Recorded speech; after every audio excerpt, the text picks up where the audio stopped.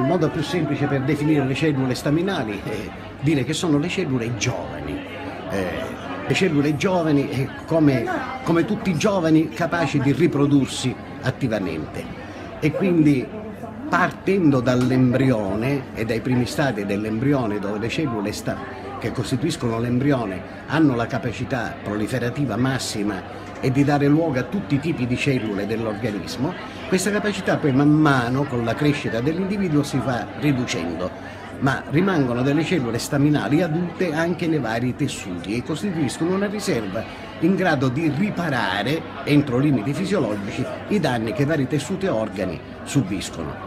Quindi l'uso delle cellule staminali embrionali, soprattutto per le terapie applicate all'uomo, e quindi le cellule staminali degli embrioni umani, in Italia è vietato dalla legge 40, così come in molti paesi. E quindi la ricerca oggi punta sull'applicazione relativa alle cellule staminali adulte o sulla riprogrammazione genetica delle cellule staminali adulte per farle ridiventare cellule staminali giovani, embrionali. Queste applicazioni hanno dei problemi perché le cellule staminali inserite in un contesto diverso dal loro possono dare luogo a una proliferazione incontrollata e quindi dare luogo all'insorgenza di tumori.